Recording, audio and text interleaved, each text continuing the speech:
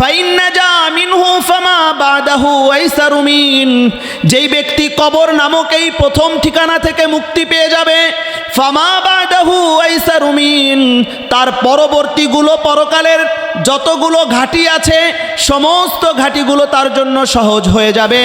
দুনিয়ার জমিনে যত বদ আমল আছে, চুরি করা এটা বদ আমল, ডাকাতি করা এটা বদ আমল, জিনা বিবেচার করা এটা বদ আমল,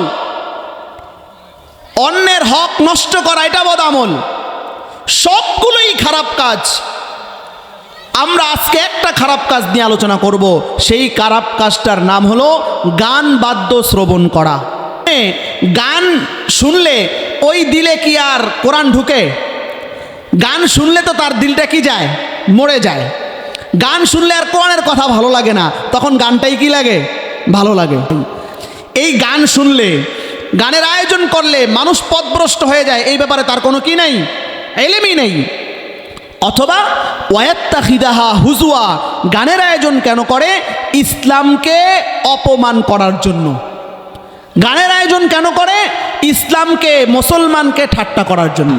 দেখবেন গানের আসর যদি এখানে বসে, তাহলে দেখবেন যুবকরা নাচানাচি করতেছে, হাতের তালি দেয়, তারপরে লাফালাফি করে, করে কি করে না? ইমাম আবু হানিফা বলেন, যদি তুমি গান শোনো, শুধুমাত্র শোনো, তাহলে তুমি পাপ কাজ করলা, আর গান শুই না অন্তরে মজা পাইলা তো তুমি কুফরি করলা। অত্তালাজ্জুজু বিহা কুফরুন, গান শুনে যদি তুমি মজা অনুভব করো তাহলে তুমি কুফরি কাজ করো। ইয়া নবী সালাম আলাইকা, ইয়া রাসূল সালাম আলাইকা। সম্মানিত হাজিরিন, আল্লাহ পাক রব্বুল আলামিন আমাদেরকে নির্দিষ্ট একটি সময় দিয়ে দুনিয়ার জমিনে প্রেরণ করেছেন। যখন আপনার আমার এই নির্ধারিত সময় শেষ হয়ে যাবে, দুনিয়া নামক এই জগতে আপনি আমি আর কেউই থাকতে পারবো না। এটা এমন একটা বাস্তব সত্য যেটা দুনিয়ার কেউই অস্বীকার করে না। সকলেই এই কথা বিশ্বাস স্থাপন করে। দুনিয়ায় আল্লাহ পাক আপনাকে আমাকে নির্ধারিত সময় দিয়ে প্রেরণ করেছেন, নির্ধারিত সময় শেষ হয়ে যাবে, এক মুহূর্তের জন্য দুনিয়ার জমিনে থাকা আর সম্ভব নয়। এই কথাটা কি আল্লাহ তাআলা পবিত্র কোরআনুল কারীমের মধ্যে বলেন, ওয়ালাই ইউআখিরুল্লাহু নাফসান ইযা জাআ আজালুহা, যখন মানুষের সময় শেষ হয়ে যাবে, লা ইউআখিরুল্লাহ, আল্লাহ তাআলা এক মুহূর্তের জন্য আর দেরি করার সুযোগ দিবেন না। যখন হায়াত শেষ হয়ে যাবে, এক মুহূর্তের জন্য দুনিয়ার জমিনে থাকার আর কোনো সুযোগ নেই। আজকে যে মাহফিল শোনার জন্য আমরা এখানে উপস্থিত হয়েছি, কোরআনের কথা শুনব, নিজেদের জীবনকে শরীয়তের আঙ্গিকে সাজানোর জন্য কিছু দিক নির্দেশনা নিয়ে যাব।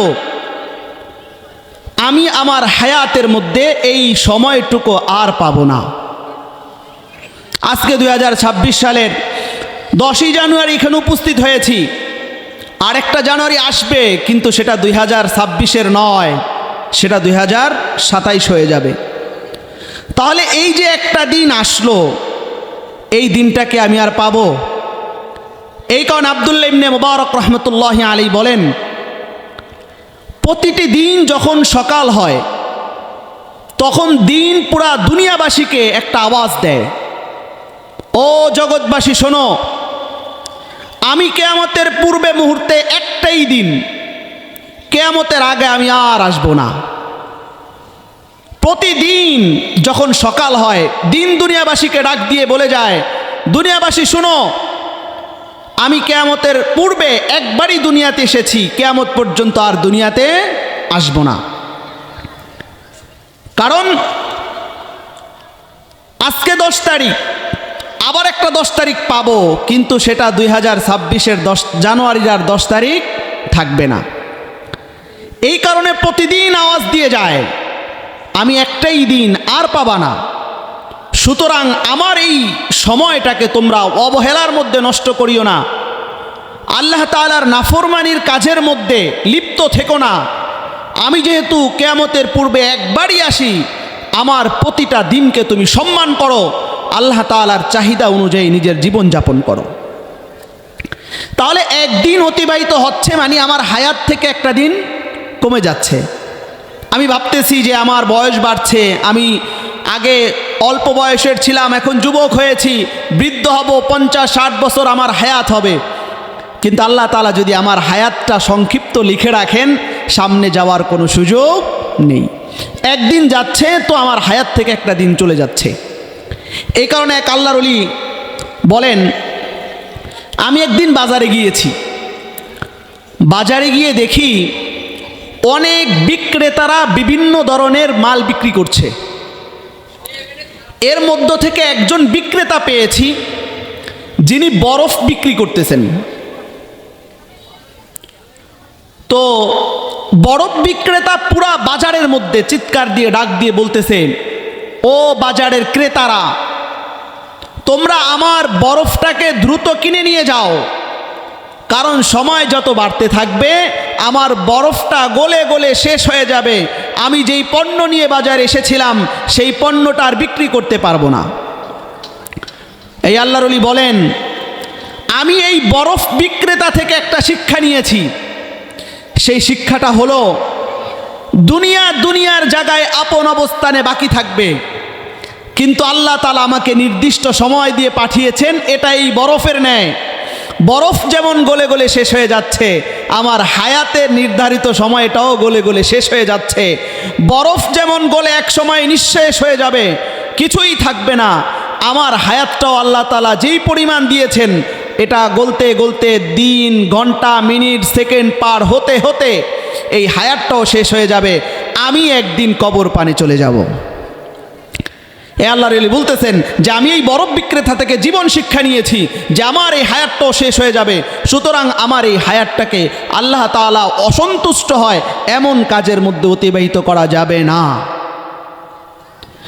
দুনিয়ার জমিনে সংক্ষিপ্ত হায়াত দিয়ে আল্লাহ তাআলা আমাদেরকে প্রেরণ করেছেন। দুনিয়ার জমিনে যখন দুটি চোখ বন্ধ হয়ে আসবে, তখন আপনার আমার ঠিকানা কোথায় হবে? ওই ঠিকানাটার নাম কি? কবর। আপনি দেখেন, আজকে হয়তো অনেকের বাবা আছে, দাদা নাই, অনেকের বাবাই নাই, অনেকের চোখের সামনে তার সন্তান চলে যাচ্ছে, সকলকেই তার সামনে কবরস্থ করা হচ্ছে। প্রতিদিন আপনি খোঁজ নিলে দেখবেন আপনার এলাকায়, আপনার এলাকার পাশে কত মানুষকে দাফন করা হচ্ছে। তাহলে দুনিয়ায় যে এই 10 তলা বিল্ডিং তৈরি করলাম, এটা আমার শেষ ঠিকানা নাকি আমার কবর শেষ ঠিকানা? কবর আমার শেষ ঠিকানা। আপনি দুনিয়ার জমিনের এই বিল্ডিংটা আপনি ভিত্তি স্থাপন করে রেখে গেলেন, মারা গেলেন, আপনার সন্তান এই বিল্ডিং কি করবে? তৈরি করবে। আপনার সন্তান তৈরি না করুক, তার পরবর্তী প্রজন্ম এসে এই বিল্ডিং তৈরি করবে, অর্থাৎ এই বিল্ডিংটাকে সাজাবে। তাহলে আপনি যেই বিল্ডিং করার নিয়ত করে দুনিয়ার জমিন থেকে বিদায় নিয়েছেন, এই বিল্ডিং একজন না একজন অবশ্যই কি করবে? তৈরি করবে, সাজাবে। কিন্তু আপনার আমার শেষ ঠিকানা কবর। এই কবর আপনি আমি যদি নিজে প্রস্তুতি নিয়ে না যাই, কবরকে দুনিয়ার জমিন থেকে সাজিয়ে না যাই, ওই কবর দুনিয়ার কেউ সাজানোর আর কোনো পদ্ধতি রয়েছে? কোনো পদ্ধতি আছে? দুনিয়ায় যেটা রেখে গেলাম ওটা একজন না একজন করবে, কিন্তু কবরটা আপনাকে আমাকেই সাজিয়ে নিয়ে যেতে হবে। এই কবরের কথাটুকু বোঝানোর জন্য আমাদের এই ওয়াজ ও মাহফিল, যে মানুষ দুনিয়ায় থাকুক, দুনিয়ার ব্যস্ততা নিয়ে থাকুক, কিন্তু আল্লাহ তাআলাকে যেন না ভুলে যায়, কবর যেন না ভুলে যায়, কারণ কবর হলো আপনার আমার শেষ ঠিকানা। একবার বারা ইবনে আযিব রাদিয়াল্লাহু তাআলা আনহু থেকে বর্ণিত, উনি বলেন যে আমরা রসুলের সাথে এক সাহাবীকে কবরস্থ করার পরে সেখানে দাঁড়িয়ে আছি। আল্লাহ রসুল অঝোর ধারায় কাঁদতেছেন, দু চোখের অশ্রু বেয়ে বেয়ে আল্লাহ রসুলের দাড়ি মোবারক ভিজে যাচ্ছে। বারা ইবনে আযিব রাদিয়াল্লাহু তাআলা আনহু বলেন, আল্লাহ রসুল ওই সাহাবীকে দাফন করার পরে কবর থেকে উঠে এবার আল্লাহ রসুল সমবেত সাহাবায়ে কেরামকে উদ্দেশ্য করে বলেন, ও আমার সাহাবায়ে কেরাম, এটা তোমার আমার শেষ ঠিকানা। তোমারও শেষ ঠিকানা, আমারও শেষ ঠিকানা। তাহলে দুনিয়ার জমিনে আপনি বড় সম্পদশালী, আপনার শেষ ঠিকানাটাও কোথায়? কবরে। আবার একজনের কিছুই নেই, রাস্তায় তার দিন যাপন হয়, তার ঠিকানাটা কোথায়? এখানে কোনো ভেদাভেদ নাই। যে যত বড় সম্পদশালী হোক না কেন, যে যত নিশ্চয়ই হোক না কেন, হায়াত শেষ হওয়ার পরে তার ঠিকানা কবর। তাহলে দুনিয়ার যে স্বল্প সময় থাকার জন্য আমরা এত প্রস্তুতি নিলাম, কবরকে আমাদের সাজানোর দরকার নেই? কবরের প্রস্তুতি দুনিয়ার জমিন থেকেই করে যেতে হবে। আপনি আমি যদি দুনিয়ার জমিনে ভালো করে চলি, তাহলে আমার কবর ঘর সাজবে। আর যদি আপনি আমি দুনিয়ার জমিনে ঠিক করে না চলি, তাহলে আপনার আমার কবর নামক শেষ ঠিকানার ঘরটা সুন্দরভাবে সাজবে না। হযরত ওসমান রাদিয়াল্লাহু তাআলা আনহু কবরের পাশে গিয়ে অঝোর দাঁড়ায় কাঁদতেন। ওনার এক গোলাম ছিল, গোলাম ওসমান রাদিয়াল্লাহু তাআলা আনহুকে প্রশ্ন করলেন যে, হে ওসমান, আপনার কাছে জান্নাতের আলোচনা করা হয়, জাহান্নামের আলোচনা করা হয়, আপনি তো এত কাঁদেন না, কবরের পাশে আসলে কেন এত ক্রন্দন করেন? ওনার গোলাম ওনাকে জিজ্ঞাসা করেছে। এবার ওসমান রাদিয়াল্লাহু তাআলা আনহু জবাব দিচ্ছেন। ওসমান রাদিয়াল্লাহু তাআলা আনহু বলেন, قال رسول الله صلى الله عليه وسلم إن القبر أول منزل من منازل الآخرة। হে আমার গোলাম, তুমি শুনে রাখো, আমি রসুল থেকে শুনেছি, আল্লাহর রসুল আমাদেরকে উদ্দেশ্য করে বলেছেন, ইন্নাল কবরা আউয়ালু মানজিলিম মিন মানাজিলিল আখিরাহ। কবর হলো দুনিয়ার জমিন থেকে বিদায় নেওয়ার পরে যতগুলো ঘাটি আছে তার মধ্য থেকে প্রথম ঘাটি। ইন্নাল কবরা, নিশ্চয়ই কবর, আউয়ালু মানজিলিন, প্রথম ঠিকানা, মিন মানাজিলিল আখিরাহ, পরকালের সফরের প্রথম ঠিকানা হলো কবর। ফাইন নাজা মিনহু ফামা বাদাহু আইসারু মিন, যেই ব্যক্তি কবর নামক এই প্রথম ঠিকানা থেকে মুক্তি পেয়ে যাবে, ফামা বাদাহু আইসারু মিন, তার পরবর্তীগুলো, পরকালের যতগুলো ঘাটি আছে সমস্ত ঘাটিগুলো তার জন্য সহজ হয়ে যাবে। ওয়া ইল্লাম ইয়ানজু মিন ফামা বাদাহু আশাদ্দু মিন, যদি দুনিয়ার জমিন থেকে বিদায় নেওয়ার পরে মানুষ যদি কবরের প্রথম ঘাটি থেকে মুক্তি না পায়, ফামা বাদাহু আশাদ্দু মিন, কবরের পরবর্তী ঠিকানাগুলো, পরবর্তী ঘাটিগুলো আরো ভয়ঙ্কর হয়ে উঠবে। ওসমান রাদিয়াল্লাহু তাআলা আনহু তার গোলামকে নসিহত করেছেন যে, আমি আল্লাহ রসুল থেকে শুনেছি কবর হলো পরকালের সফরের প্রথম ঠিকানা, আর যে কবর থেকে মুক্তি পাবে সে পরবর্তী সবগুলো ঘাটি থেকে মুক্তি পেয়ে যাবে। আর যে কবর থেকে মুক্তি পাবে না, তার পরবর্তী ধাপগুলো আরও কঠিন হবে, আরও ভয়ঙ্কর হবে, আরও কঠিন শাস্তির কারণ হয়ে দাঁড়াবে। তাহলে ওসমানের এই বর্ণনা থেকে আমরা কি বুঝতে পারলাম? কবরে যেতে হবে এটা নিশ্চিত, এবং কবরে গিয়ে যদি মুক্তি পেয়ে যাই তাহলে পরবর্তী আর কোনো চিন্তা নাই। আর যদি কবর থেকেই মুক্তি না পাই, পরবর্তী ধাপগুলো বাঁচার আর কোনো সুযোগ নাই। এই জন্য হাজরিন, কবর হলো আপনার আমার শেষ ঠিকানা। দুনিয়ায় আপনি আমি যতই দুনিয়া সাজাতে পারবো, আমি না সাজাইলেও আরেকজন সাজাবে, কিন্তু আপনার আমার শেষ ঠিকানা কবর। এটা যদি আপনি আমি দুনিয়ার জমিন থেকে সাজিয়ে না যাই, পরকালে মুক্তির কোনো ব্যবস্থা নেই। এই জন্য দুনিয়ার জমিন থেকে আপনাকে আমাকে পরকালের কবর সাজিয়ে যেতে হবে।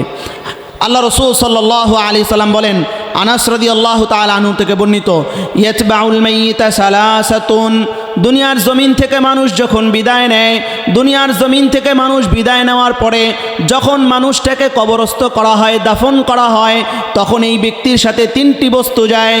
ইয়াতবাউল মাইয়িতা সালাসাতুন, তিনটি বস্তু মানুষ যখন কবরে রাখা হয় তার অনুসরণ করে তার পিছনে পিছনে যায়। আহলুহু ওয়া মালুহু ওয়া আমালুহু, এক নাম্বার হলো মানুষকে যখন কবরস্থ করা হয় তখন তার পরিবারবর্গ তার সাথে কবর পর্যন্ত যায়। 2 নাম্বার হলো তার সম্পদ তার সাথে কবর পর্যন্ত যায়। 3 নাম্বার হলো তার নেক আমল, ভালো আমল, খারাপ আমল, সমস্ত আমল তার সাথে কবর পর্যন্ত যায়। এরপর আল্লাহ রসুল বলেন, ফায়ারজিউ ইসনান ওয়া ইয়াবকা ওয়াহিদুন, মৃত ব্যক্তির সাথে একটি বস্তু থাকে আর 2টি বস্তু বস্তু ফিরে আসে, ফায়ারজিউ ইসনান, দুটি বস্তু ফিরে আসে, ওয়ায়াবকা ওয়াহিদুন, একটা বস্তু তার সাথে কবরে থেকে যায়, ফায়ারজিউ আহলুহু ওয়া মালুহু, তার কামাইকৃত যত সম্পদ আছে সে দুনিয়ার জমিন থেকে বিদায় নেওয়ার পরে তাকে কবরে রাখার পরে তার মাল ফিরে আসে, তার মালের মালিক তার ওয়ারিসরা হয়ে যায়। ওয়ারজিউ আহলুহু, আর তার পরিবাররা যাকে তাকে কবরে দেওয়ার জন্য গিয়েছিল ওই পরিবাররা তাকে কবরস্থ করার পরে পরিবারের সকল লোক তাকে দাফন করে সেখান থেকে ফিরে আসে। আল্লাহ রসুল বলেন ফায়ারজিউ আহলুহু ওয়া মালুহু, তিনটি বস্তু তার সাথে গিয়েছিল, একটি হলো তার সম্পদ, আরেকটি হলো তার পরিবার, আরেকটি হলো তার আমল।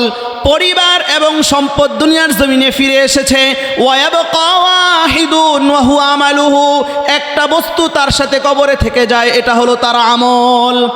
সুবহানাল্লাহ। তাহলে দুটা বস্তু ফিরে আসবে আর একটা কি থেকে যাবে, তার নাম হলো কি আমল। ওয়ায়াবকা আমালুহু, আপনার সম্পদ ফিরে আসবে, আপনি দুনিয়ার জমিন থেকে চলে যাবেন, সাথে সাথে সম্পদের মালিক আপনার সন্তান, আপনি আর এই সম্পদের মালিক নেই।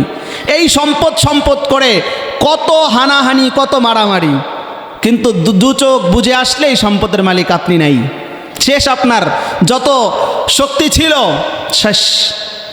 আপনার পরিবারের লোকজন আপনি যখন দুনিয়ার জমিন থেকে চলে যাবেন এরা সারাদিন কান্নাকাটি করবে, করে সর্বশেষ যখন আপনাকে কবরে রাখবে তখন সবে আস্তে আস্তে কি আসবে, ফিরে আসবে, আর কেউ থাকবে না সেখানে। তাহলে সম্পদ দুনিয়ায় থেকে গেল, পরিবাররাও ফিরে আসলো, আর আল্লাহ রসুল বলেন একটা বাকি থাকবে, ওয়ায়াবকা আমালুহু, তার আমলটাই কি থাকবে, বাকি থাকবে। ন্যাক আমল করলে সেটাও তার সাথে কবরে থাকবে, বদ আমল করলে, খারাপ আমল করলে সেটাও তার সাথে কবরে থাকবে। তাহলে ন্যাক আমল বদ আমল যেটাই করুক সেটাই তার সাথে কোথায় থাকবে, কবরে থাকবে। তাহলে রসুলের এই হাদিস দ্বারা আমরা সিদ্ধান্ত নিতে হবে, যেহেতু আল্লাহ রসুল বলেছেন আমল একমাত্র কবরের সঙ্গী, এখন আমি ন্যাক আমল করব নাকি বদ আমল করব, এই সিদ্ধান্ত কার? প্রত্যেকে নিজে সিদ্ধান্ত নিতে হবে।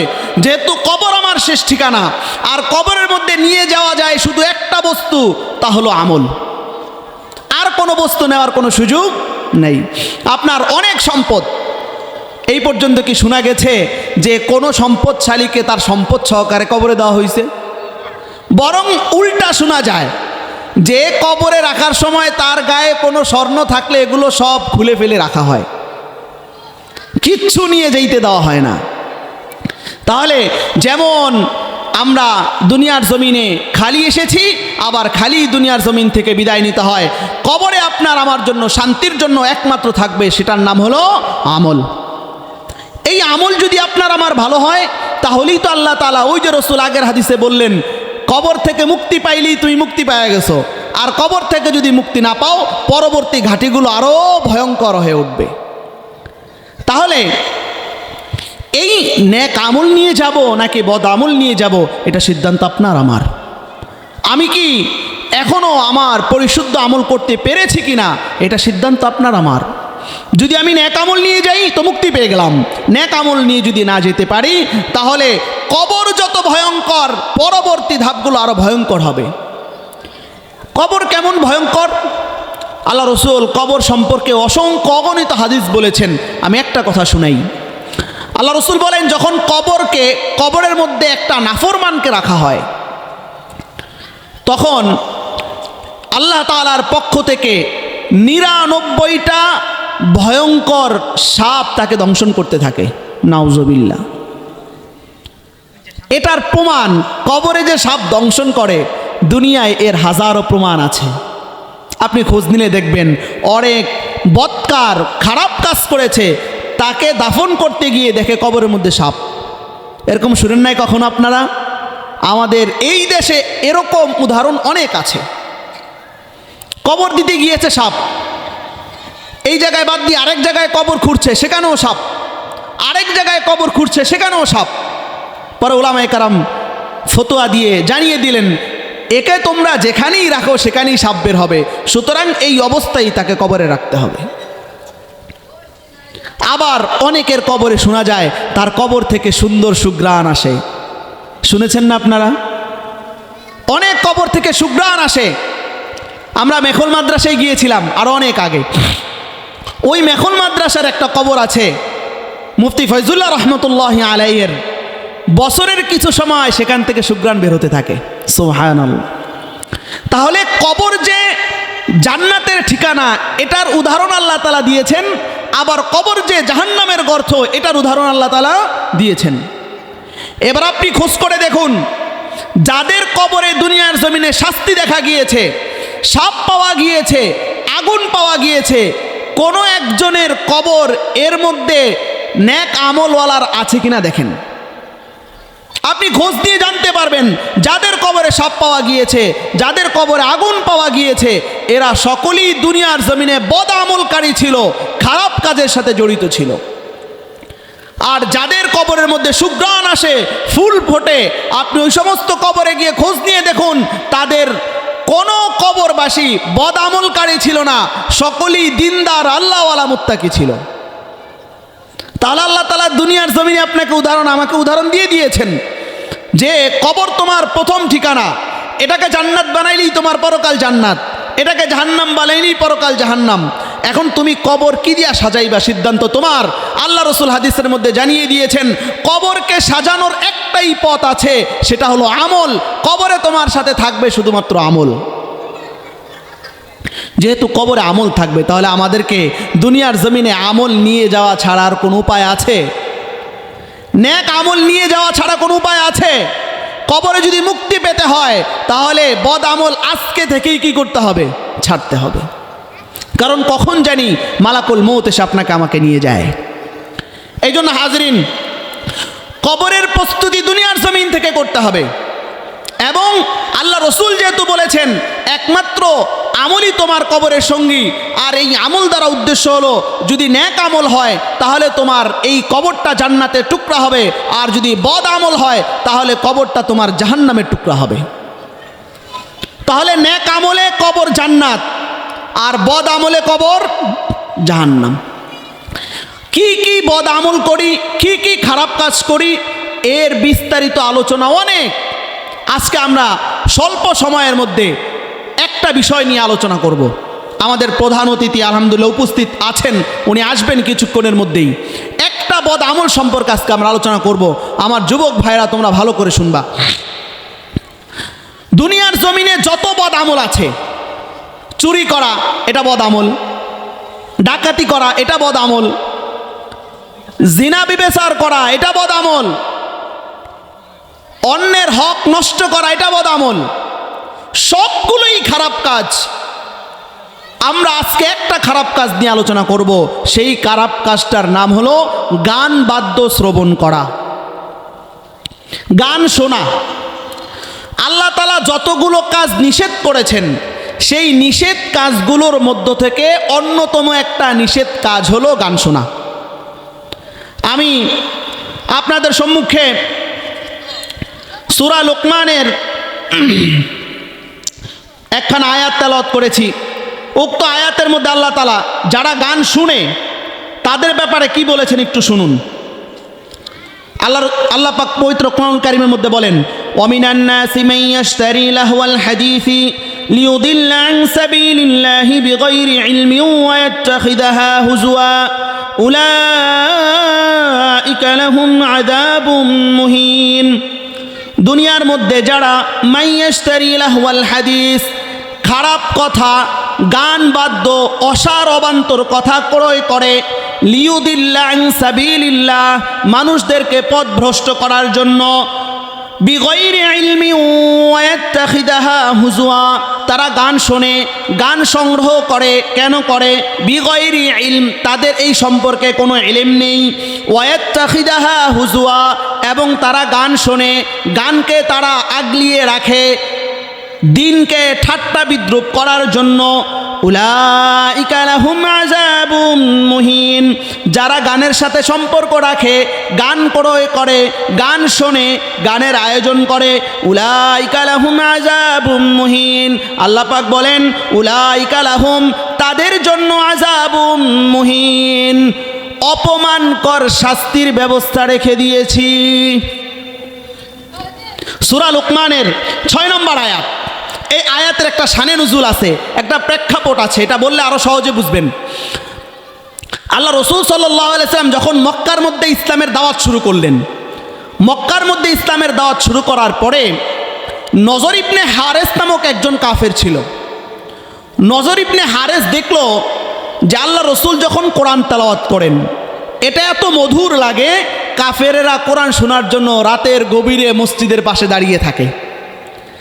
এবার সে চিন্তা করলো মানুষদেরকে কোরআন থেকে বিমুখ কিভাবে করা যায়, কোরআন থেকে দূরে কিভাবে সরানো যায়। এই চিন্তা করে সে একটা শয়তানি বুদ্ধি মাথায় আনলো। সে চিন্তা করলো যে আমি দূর এক দেশে যাব, ইয়ামান যাব, ইয়ামান গিয়ে সেখান থেকে একজন গায়িকা নিয়ে আসব, অথবা কিছু গানের বই নিয়ে আসব, এসে মোহাম্মদ যেমন কোরআন শোনায় আমি তাদেরকে গান শোনাবো, গান শুনিয়ে মোহাম্মদ যেমন কোরআন শুনিয়ে সকলকে আকৃষ্ট করে রাখে আমি গান শুনিয়ে আকৃষ্ট করে রাখবো। নাউজুবিল্লাহ। এই কথা অনুযায়ী নজর ইবনে হারেস যে কিছু গান নিয়ে এসেছে, গানের লিখে বা একটা বই নিয়ে এসেছে। আরেক রাওয়ায়াতে পাওয়া যায় যে উনি একজন গায়িকা নিয়ে এসেছে। গায়িকা আনার পরে এবার মক্কার যারা কোরআন শুনতো তাদেরকে পথভ্রষ্ট করা শুরু করলো। গান শুনিয়ে আল্লাহ রসুল যে কোরআন শুনাইতেন, কোরআনের আওয়াজ শুনাইতেন, এই কোরআন থেকে বিমুখ রাখত। তখন আল্লাহ পাক এই আয়াত নাজিল করেন, অমিনান নাসি মান ইয়াশতারি, কিছু মানুষ আছে ইয়াশতারি লাহওয়াল হাদিস, যারা গুনাহ মিশ্রিত কথা খরিদ করে, ক্রয় করে। মান ইয়াশতারি লাহওয়াল হাদিস, লাহওয়াল হাদিসের ব্যাখ্যায় ওলামায়ে কেরাম বলেন লাহওয়াল হাদিসের অর্থ হলো, সর্বপ্রথম অর্থ হলো গান। ইয়াশতারি লাহওয়াল হাদিস, লাহওয়াল হাদিসের শাব্দিক অর্থ হলো অনর্থক কথা। আর মুফাসসিরিনে কেরাম লেখেন অনর্থক কথার মধ্য থেকে সর্বপ্রথম অনর্থক কথা হলো গান। এই কারণে মাইয়াশতারি লাহওয়াল হাদিস, যারা অনর্থক অবান্তর কথা গ্রহণ করে, গুনাহ মিশ্রিত কথা গ্রহণ করে, কেন করে? আল্লাহ পাক বলছেন লিউদিল্লা আন সাবিলিল্লাহি বিগাইরি ইলম, তারা এই গান শোনে বা গানের আয়োজন করে, কেন করে? লিউদিল্লা আন সাবিলিল্লাহ, মানুষকে পথভ্রষ্ট করার জন্য। কি করার জন্য? তাহলে গান কেন শুনে? পথভ্রষ্ট করার জন্য। গানের আয়োজন কেন করে? পথভ্রষ্ট করার জন্য। আজকে আচ্ছা দেখুন, মনে করেন এখানে একজন গান শুনতেছে অথবা গানের আয়োজন করছে, তো গান শুনলে ওই দিলে কি আর কোরআন ঢুকে? গান শুনলে তো তার দিলটা কি যায়? মরে যায়। গান শুনলে আর কোরআনের কথা ভালো লাগে না, তখন গানটাই কি লাগে? ভালো লাগে। তাহলে গান সে শুনে কি করলো? তার পথভ্রষ্ট হয়ে গেল। অথবা এলাকার যুবকরা মিলে এখানে গানের আয়োজন করছে মনে করেন, তাহলে এরা গান বাদ্য করে এলাকার মানুষকে কি করতেছে? পথভ্রষ্ট করতেছে। কারণ আজ পর্যন্ত কি শুনেছেন কেউ কোনোদিন বলেছে যে আজকে এখানে গানের আয়োজন হবে, একটা গান শুনলে 10টা করে নেকি পাওয়া যাইব? এই কথা কেউ কোনোদিন বলছে? শুনছেন কোনোদিন? এই কথার এলান কেউ দিয়েছে? তাহলে গান শোনার ফজিলতের এলান যেহেতু কেউ দেয় নাই, তাহলে বোঝা গেল গান শুনলে মানুষের ঈমান কি হয়ে যায়? নষ্ট হয়ে যায়। তাহলে গানের আয়োজন কেন করে? ওই যে আল্লাহ তাআলা বলছেন লিউদিল্লা আন সাবিলিল্লাহ, মানুষকে কি করার জন্য? পথভ্রষ্ট করার জন্য। আচ্ছা, এই যে গান শুনে বা গানের আয়োজন করে মানুষকে পথভ্রষ্ট করছে, ওর কি ধর্মীয় এলেম আছে? আল্লাহ তাআলা বলেন বিগয়রি ইলম, এর কোনো কি নেই? এলেম নাই, এর কোনো জানাশোনা নেই। এই গান শুনলে, গানের আয়োজন করলে মানুষ পথভ্রষ্ট হয়ে যায়, এই ব্যাপারে তার কোনো কি নেই? এলেমই নেই। অথবা ওয়াত্তাখিদাহা হুজুয়া, গানের আয়োজন কেন করে? ইসলামকে অপমান করার জন্য। গানের আয়োজন কেন করে? ইসলামকে, মুসলমানকে ঠাট্টা করার জন্য। আজকে দেখবেন যদি কোনো এক ওয়াজ ও মাহফিলের মাইকের আওয়াজ রাত্র 12টা পার হয়, এলাকার মানুষ সব এসে ডাক দিতে থাকে, আর মাহফিল চালানো যাবে না, এত রাত্র পর্যন্ত কিসের মাহফিল? ডাক দেয় না? আর দেখবেন এলাকার যুবকরা সারা রাত্র ডেস্ক বাজায়, কোনো কি নাই? নিষেধাজ্ঞা নেই। তাহলে আল্লাহ তাআলা যে বলছেন কোরআনের আওয়াজ হইলে, কোরআনের ওয়াজ ও মাহফিল তাফসিরের আয়োজন হলে সেটা বেশি রাত্র পর্যন্ত চলতে দেয় না, আর গানের আসর ঠিকই কিন্তু বেশি রাত্র পর্যন্ত চলে, সেটাই কেউ বাধা দেয় না। তাহলে বোঝা গেল গানের আয়োজন যারা করে এরা দিনকে কি করলো? অপমান করলো। এই কথাই আল্লাহ তাআলা বলতেছেন ওয়াত্তাখিদাহা হুজুয়া। তাহলে গানের শোনে, গানের আয়োজন করে কেন? তার এলেমই নাই, অথবা সে দিনকে উপহাস করে। এবার আল্লাহ তাআলা তার ব্যাপারে ফয়সালা শোনাচ্ছেন, উলাইকা লাহুম আযাবুম মুহিন। যে গান শুনলো, যে গানের আয়োজন করলো, গান শুনিয়ে যে মানুষকে পথভ্রষ্ট করলো, গানের সাথে যার সম্পর্ক ছিল, সকলের ব্যাপারে আল্লাহ তাআলার পক্ষ থেকে ফয়সালা। তুমি গান শুনে যেমন নিজে পথভ্রষ্ট হয়েছো, অন্যকে পথভ্রষ্ট করেছো, তোমার জন্য আমার একটা আযাব আছে, শাস্তি আছে। শাস্তিটা কি? উলাইকা লাহুম আযাবুম মুহিন। আল্লাহ বলেন আমি তাদের জন্য অপমানকর শাস্তির ব্যবস্থা রেখে দিয়েছি। তাহলে গান যে শুনবে, গান যে আয়োজন করবে, তাদের জন্য কিসের শাস্তি? উলাইকা লাহুম আযাবুম মুহিন। তাদের জন্য যন্ত্রণাদায়ক শাস্তির কি রেখেছেন? ব্যবস্থা রেখেছেন।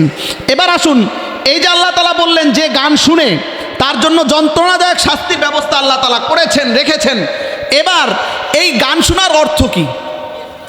এই যে আল্লাহ তাআলা পবিত্র কোরআন কারীমের মধ্যে বললেন মাইয়াস্তারি লাহওয়াল হাদিস, যারা অনর্থক কথা শুনে। এই কথার ব্যাখ্যায় মুফাসসিরিনে কেরাম কত যে কথা উল্লেখ করেছেন, আমি কয়েকজনের নাম এখানে উল্লেখ করে বলছি। হযরত আবু বকর রাদিয়াল্লাহু তাআলা আনহু বলেন আল গিনা মিজমারুশ শাইতান।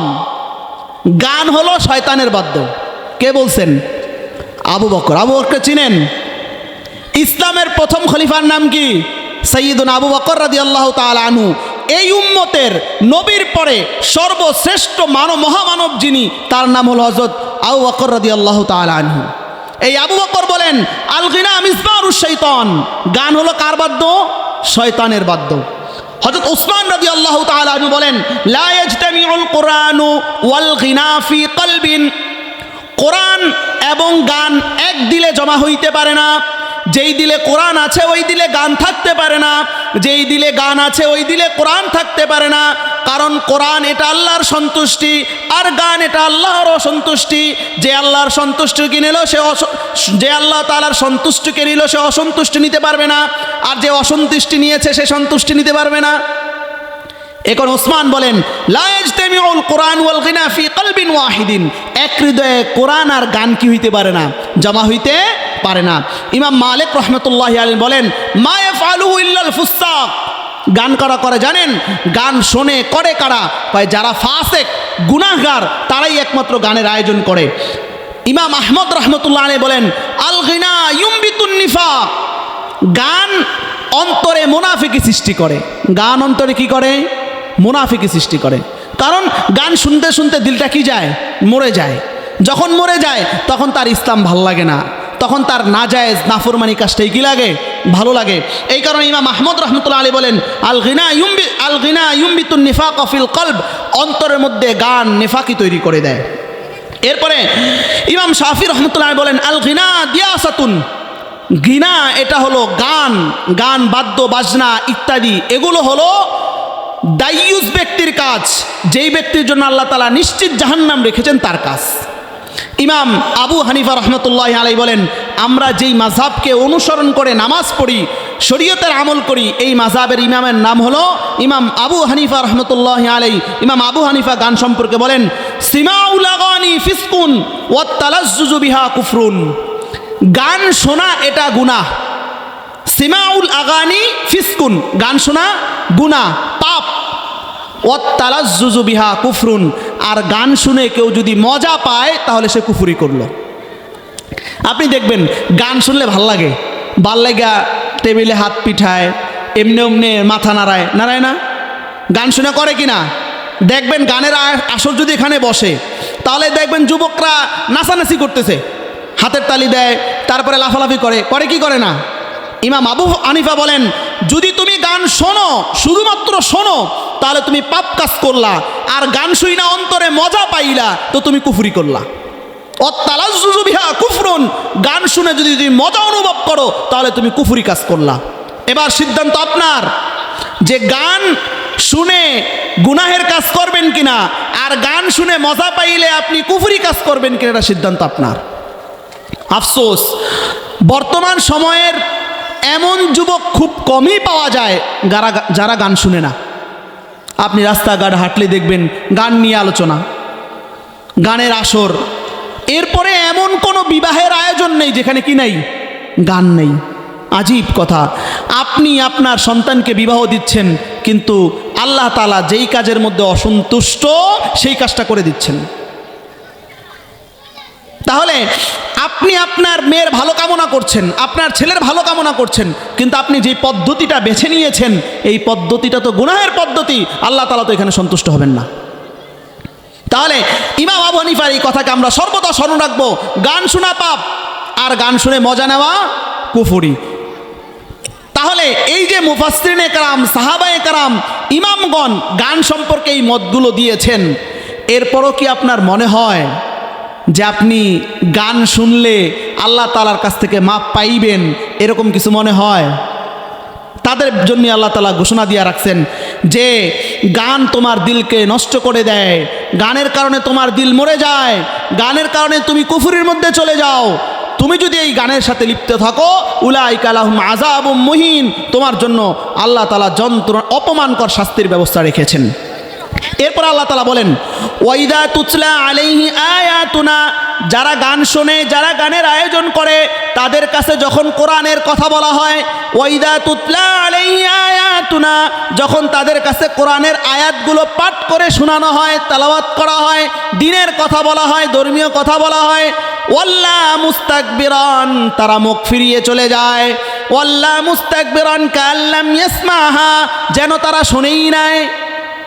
আল্লাহ তাআলা কোরআনুল কারীমের মধ্যে বলছেন, যখন গান যারা শোনে এদের কাছে যদি আপনি দ্বীনের কথা বলেন, এরা মুখ ফিরে আরেক দিকে চলে যায়। আপনি দেখবেন এলাকায় যদি কোনো দাওয়াত ও তাবলীগের মানুষ আসে, এক দোকানের মধ্যে সবাই গুনাহের কাজ করতেছে, হয়তো টিভি দেখছে অথবা গানের আসরে আছে, এরা যদি দেখে যে মসজিদের তাবলীগের জামাতওয়ালারা লাইন দিয়ে আসতেছে, এরা আসতে দোকান থেকে ওইটা আরেক দিকে পালায়। পালায় কি পালায় না? এই কথা আল্লাহ তাআলা বলতেছেন, তুতলা আলাইহি, যখন এই গানওয়ালাদের কাছে কোরআনের কথা বলা হয়, তখন তারা কয়দা তুতলা আলাইহি আয়াতুনা ওয়াল্লা মুস্তাকবিরুন, তারা মুখ ফিরিয়ে আরেক দিকে কি যায়, চলে যায়। কাল্লাম ইয়াসমাহা, যেন তারা শুনেই নাই, মানে কোরআনের কথা যেন তারা কি করে নাই, শুনেই নাই। এরপর আল্লাহ তাআলা বলেন, কান্না ফি উযুনাইহি ওয়াকরা, যেমন তাদের কানটা বধির হয়ে আছে। তাহলে গান শুনলো মজা কইরা, আয়োজন করলো মজা কইরা, কিন্তু যখন কোরআনের কথা বলা হয় তখন মুখ ফিরিয়ে নেয়। বধির যারা কানে শুনে না, তাদের মতো একদম বধির হয়ে থাকে, ধর্মীয় কথাগুলো আর কি করে না, শুনে না। কাল্লাম ইয়াসমাহা কান্না ফি উযুনাইহি ওয়াকরা, তাদের কানের মধ্যে যেমন বধির চলে এসেছে। এরপর আল্লাহ তাআলা বলেন, ফাবাশশিরহু বিআযাবিন আলীম, হে রাসূল আপনি এই গানওয়ালাদেরকে জানায়া দেন, ফাবাশশিরহু বিআযাবিন আলীম, যারা গান শুনে, গানের আয়োজন করে, গানের সাথে সম্পর্ক রাখে, ফাবাশশিরহু বিআযাবিন আলীম, আপনি তাদেরকে যন্ত্রণাদায়ক শাস্তির সুসংবাদ প্রদান করুন। নাউজুবিল্লাহ। কি বললেন আল্লাহ তাআলা? যন্ত্রণাদায়ক শাস্তির সুসংবাদ প্রদান করুন। যন্ত্রণাদায়ক শাস্তির সুসংবাদ। আচ্ছা, এটা যে শাস্তি, এতে কোনো সন্দেহ আছে? আবার আল্লাহ তাআলা বলছেন শাস্তির সুসংবাদ, মানে এটা আরেকটা শাস্তি। শাস্তির তো আর কি হয় না, সুসংবাদ হয় না, শাস্তির হয় কি, দুঃসংবাদ। তা আল্লাহ তাআলা যে বললেন শাস্তির সুসংবাদ, মানে আল্লাহ তাআলা আরও তাকে অপদস্থ করে বলছে যে তোর জন্য যন্ত্রণাদায়ক শাস্তির সুসংবাদ, মানে তোর জন্য আরও বেশি লানত। তাহলে এই যে দুইখানা আমি আয়াত আপনাদের সম্মুখে পাঠ করলাম, কি বুঝলেন? দুই আয়াতের মধ্যে আল্লাহ তাআলা গানওয়ালাদের জন্য দুইটা শাস্তির কথা বর্ণনা করছেন। এক আয়াত, প্রথম আয়াতে বললেন উলাইকা লাহুম আযাবুম মুহিন, তাদের জন্য অপমানকর শাস্তি রয়েছে। আর এই আয়াতে বললেন বিআযাবিন আলীম, যন্ত্রণাদায়ক শাস্তি রয়েছে। তাহলে যারা গান শুনে, গানের আয়োজনের সাথে সম্পর্ক থাকে, তাদের শাস্তি কয়টা? দুইটা। একটা হলো অপমানকর শাস্তি, আরেকটা হলো যন্ত্রণাদায়ক শাস্তি। আল্লাহ তাআলা অপমানকর শাস্তিও দিবেন, যন্ত্রণাদায়ক শাস্তিও দিবেন। মুফাসসিরিনে কেরাম বলেন, যারা এই গানের সাথে সম্পর্ক রাখে, আল্লাহ তাআলা তাদের অপমান দুনিয়ার জমিনে করবেন, আর যন্ত্রণাদায়ক শাস্তি আল্লাহ তাআলা দুনিয়ার জমিন থেকে বিদায় হওয়ার পরে করবেন। তাহলে এখন আপনাকে আমাকে সিদ্ধান্ত নিতে হবে না, আমরা কি গানের সাথে সম্পর্ক রাখবো কি রাখবো না? কি বলেন? নিজে নিজের সন্তান, নিজের প্রতিবেশী, নিজের এলাকার মধ্যে যুবক যারা রয়েছে তাদেরকে গান শোনার প্রতি উৎসাহিত করব না অনুৎসাহিত করব? একটা হাদিস বলে আমি আমার বয়ানের শেষ পর্যায়ে চলে আসছি।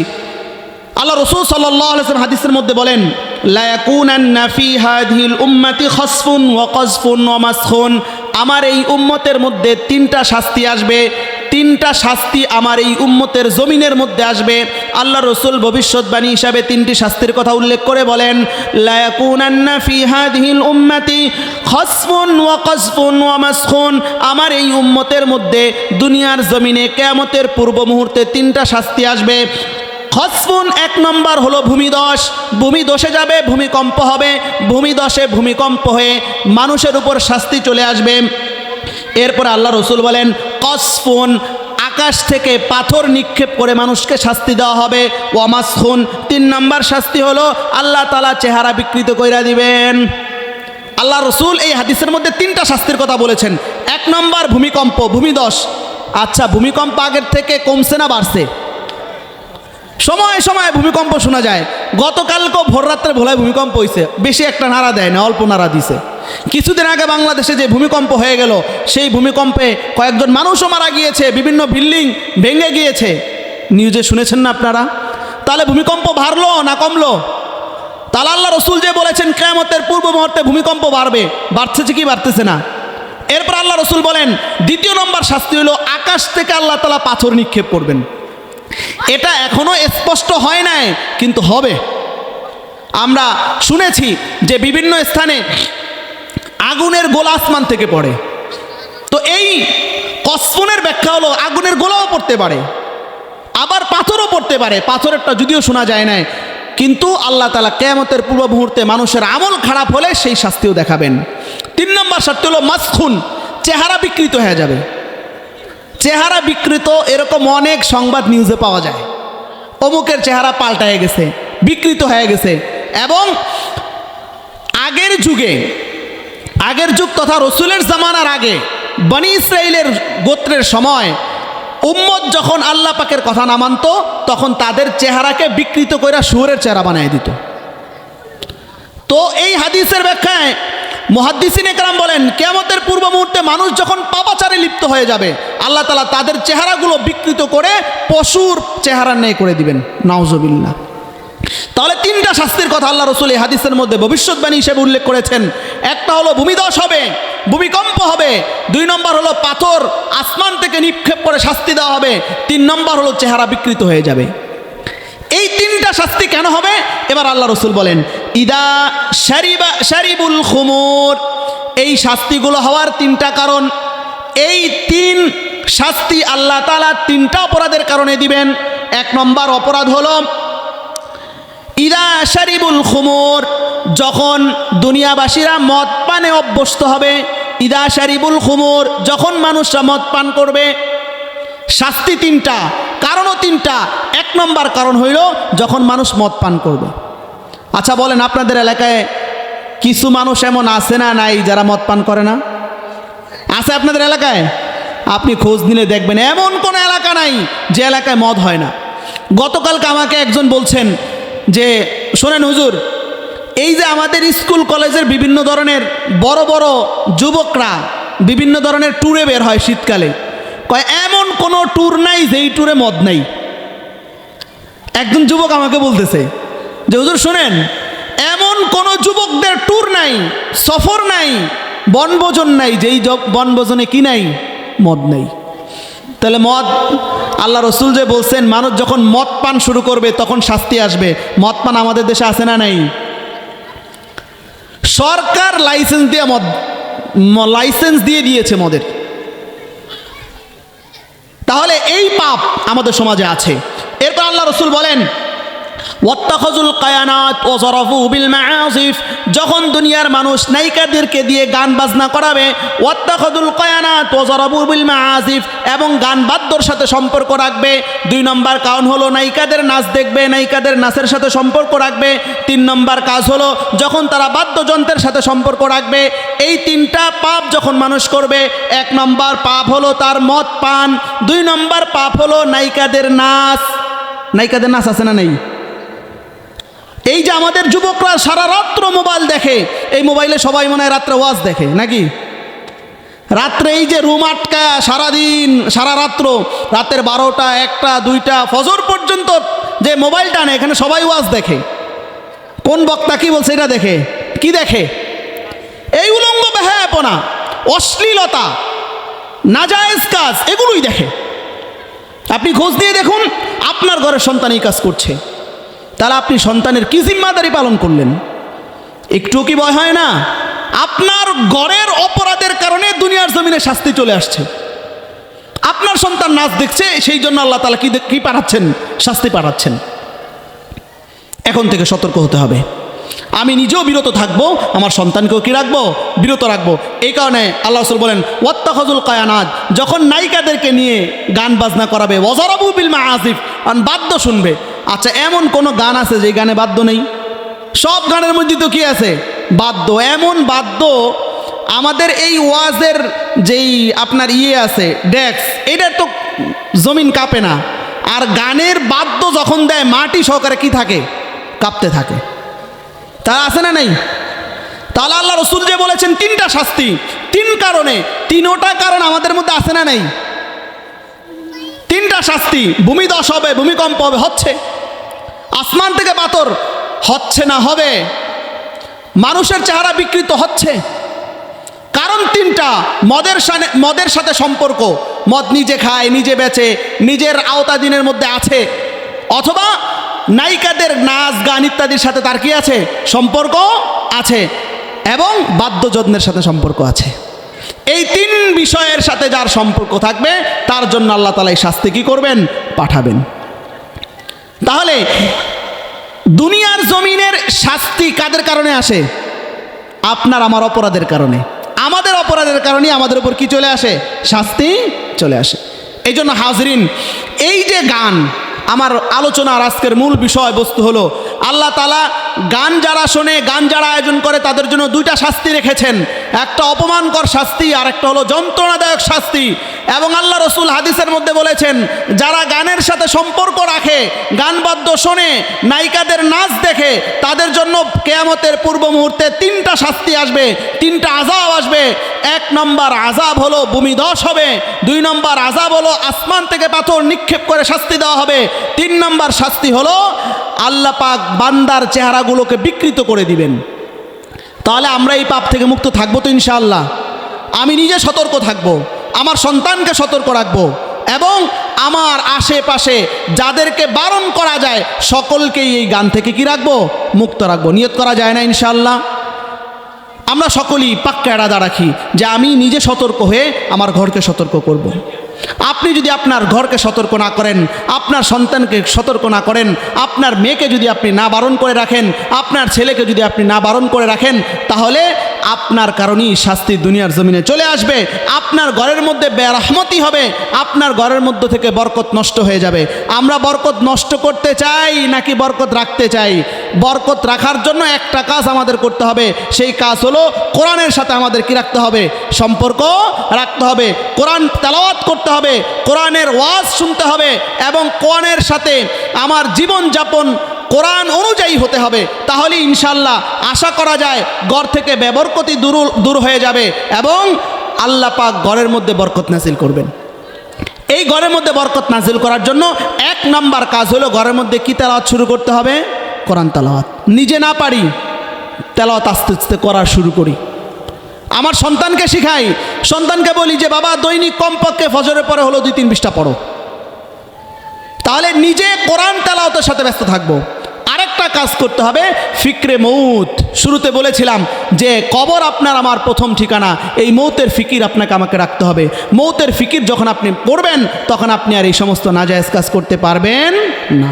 এই জন্য আমরা গুনাহের কাজ থেকে, বিশেষ করে আজকে গানের যেই আল্লাহ তাআলা শাস্তি বলেছেন সেই শাস্তি শুনেছি, আমরা গান থেকে মুক্ত থাকবো তো ইনশাআল্লাহ? আল্লাহ তাআলা আমাদের সকলকে গান থেকে মুক্ত রাখুক, এবং ঘরে কোরআন তেলাওয়াত শুরু করব। কি শুরু করব? কোরআনের আওয়াজ শুরু করব। কোরআন অনুযায়ী নিজের জীবন বাস্তবায়নের চেষ্টা করব, এবং সাথে সাথে মৌতের ফিকির রাখবো। কিসের ফিকির? মৌতের ফিকির রাখবো। মৌত যত আপনি ফিকির করবেন তত সাথে সাথে আপনার থেকে যত বদ আমল আছে সেই বদ আমলগুলো কি হয়ে যাবে? দূর হয়ে যাবে।